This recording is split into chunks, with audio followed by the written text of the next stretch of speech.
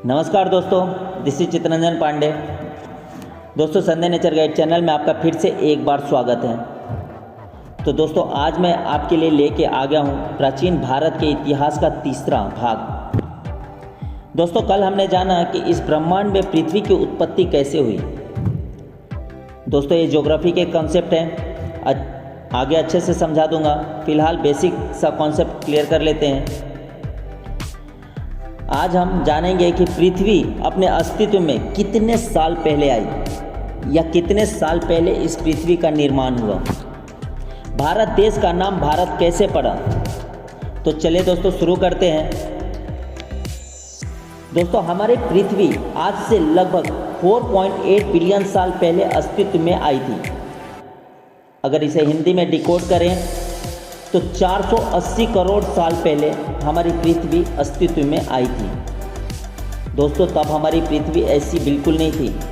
ये एक जलता हुआ बड़ा सा आग का गोला हुआ करता था। ये ज्योग्राफी के कॉन्सेप्ट हैं, आगे अच्छे से समझेंगे। अभी तो फिलहाल आपसे कोई पूछे कि पृथ्वी कितने साल पहले अस्तित्व में आई थी, तो आप जल्दी से जवाब दे दीजिएगा कि हमारी पृथ्वी 480 करोड़ साल पहले अस्तित्व में आई थी। ये नोट कर लें, ज़रूरी है। दोस्तों, अब हम जान लेते हैं कि इस पृथ्वी के ऊपर पहली लाइफ या पहला जीव या पहला जीवन कह सकते हैं, इस पृथ्वी के ऊपर पहली लाइफ कब आया। तो दोस्तों, हमारी पृथ्वी में पहली लाइफ, पहला जीव 3.5 बिलियन या 350 करोड़ साल पहले आई। और दोस्तों, वो भी शैवाल के रूप में। इस पृथ्वी पे सबसे पहले कदम रखने वाला जीव शैवाल ही है।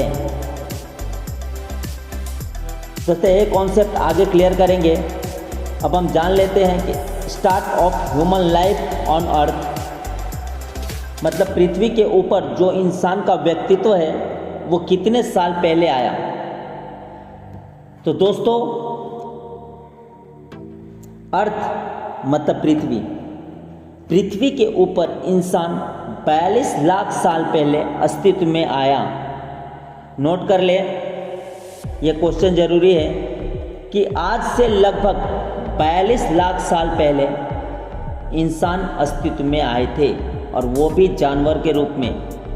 हम इंसान पहले जानवर ही थे, बाद में इसे डिटेल में समझाऊंगा जब हम ज्योग्राफी का क्लास शुरू करेंगे। ये सब कॉन्सेप्ट अच्छे से क्लियर करेंगे।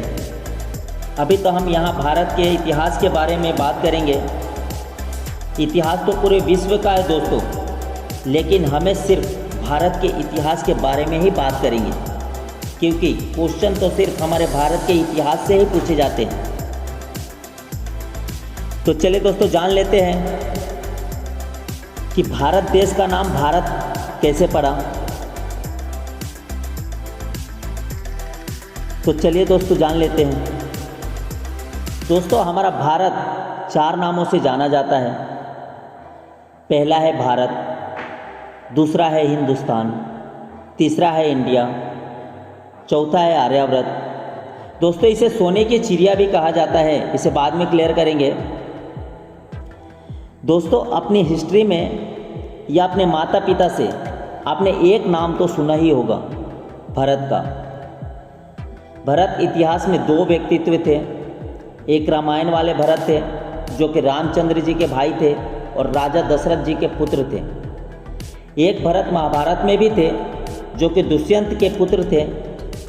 तो दोस्तों, भारत का नाम भरत उन्हीं भरत के ऊपर पड़ा, जो कि महाभारत में दुष्यंत के पुत्र थे। दोस्तों, अब जान लेते हैं कि अब दूसरा नाम है इंडिया। अब ये इंडिया नाम कैसे पड़ा। तो चलिए दोस्तों, जान लेते हैं।